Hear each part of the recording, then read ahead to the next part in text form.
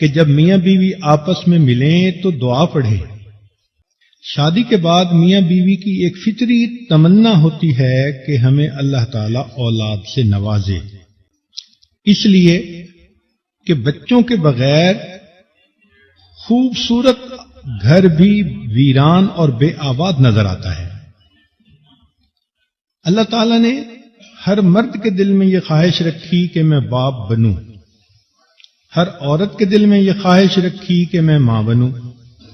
اس لیے ہم نے دیکھا کئی مرتبہ ایک لڑکی جس کی شادی کو کچھ سال گزر گئے، تعلیم یافتہ ہے، خوبصورت ہے، خامن کی محبت اسے ملتی ہے، گھر میں ہر چیز کی ریل پیل ہے، لیکن اداس نظر آتی ہے۔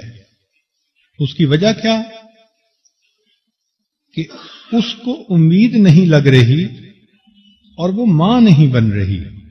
اس کے لیے وہ علاج معالجہ بھی کرواتی ہے، دعائیں بھی کرواتی ہے، تہجد پڑھتی ہے، اولاد کی دعا، قرآن پڑھتی ہے، اولاد کی دعا، کسی اللہ والے کی مجلس میں گئی، اولاد کی دعا، کسی فقیر کو کچھ دیا، اولاد کی دعا، حج عمرے پہ گئی، اولاد کی دعا۔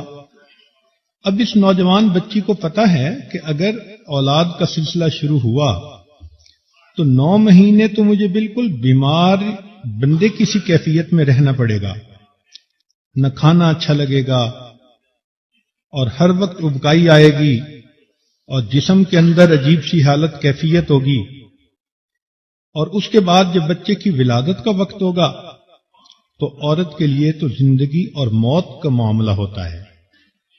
پھر اس کے بعد اس کو پتا ہے کہ بچے کی خاطر مجھے 2 سال کم از کم سلیپ لیس نائٹس گزارنی پڑیں گی، لیکن وہ یہ ساری تنگی برداشت کرنے کو تیار ہے اور دعائیں مانگتی ہے، اللہ مجھے اولاد کی نعمت عطا فرما۔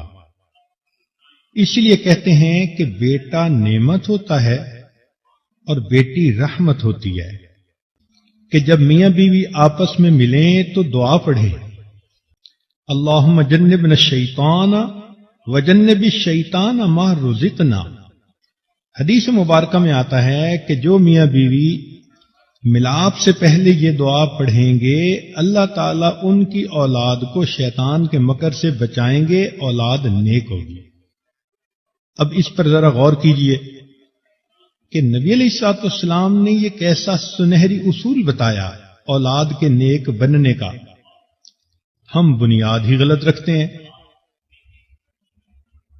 کئی لوگ تو اس طرح غفلت کی حالت ہوتی ہے کہ گانے لگے ہوئے ہوتے ہیں، فلمیں چل رہی ہوتی ہیں۔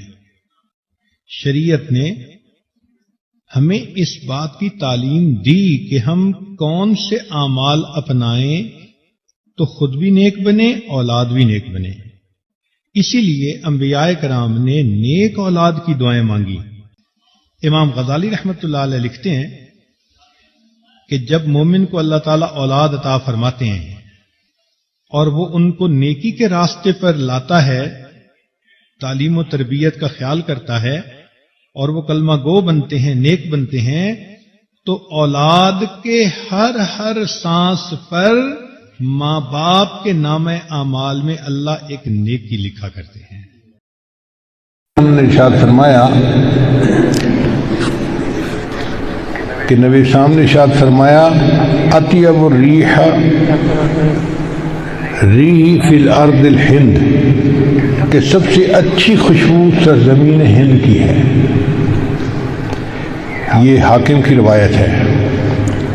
علامہ اقبال نے اسی کو کہا تھا، میرے عرب کو آئی ٹھنڈی ہوا جہاں سے، میرا وطن وہی ہے، میرا وطن وہی ہے۔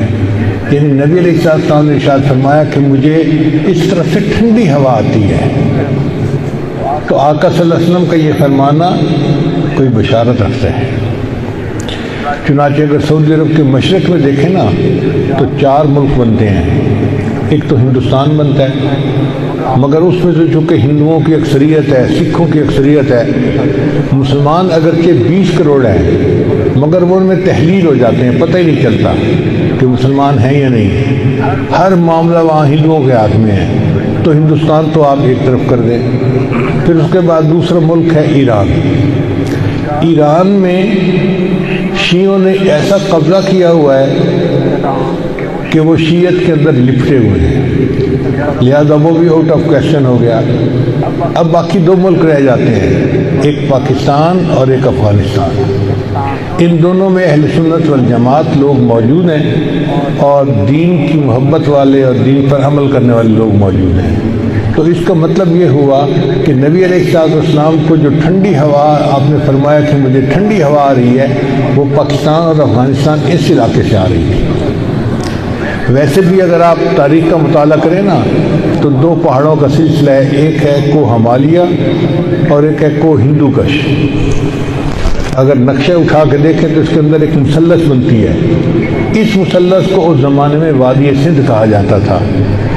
اگر ایگزیکٹ جگہ دیکھنی ہو تو جیسے ہمارے ہاں ملاکنڈ کے پہاڑ ہیں نا، وہ بالکل اسی کے اندر آتے ہیں۔ تو گویا نبی علیہ السلام نے فرمایا کہ مجھے اس طرف سے ٹھنڈی ہوا آ رہی۔ ٹھنڈی ہوا کا کیا مطلب کہ یہاں سے دین کی محنت اٹھے گی اور بالآخر پوری دنیا کے اندر دین پھیلنے کا ذریعہ بن جائے گی۔ چنانچہ امام ربانی حضرت مجدد ثانی رحمۃ اللہ علیہ اسی علاقے میں تھے، دارالعلوم دیوبند جیسی دینی درسگاہیں اسی علاقے میں۔ آپ نے دیکھا کہ پیر صاحب فرما رہے ہیں کہ نبی اکرم صلی اللہ علیہ وسلم نے فرمایا کہ مجھے ان علاقوں سے ٹھنڈی ہوائیں آ رہی ہیں۔ ٹھنڈی ہوائیں والے علاقے وہ کون سے ہیں؟ ایک افغانستان ہے اور ایک پاکستان ہے۔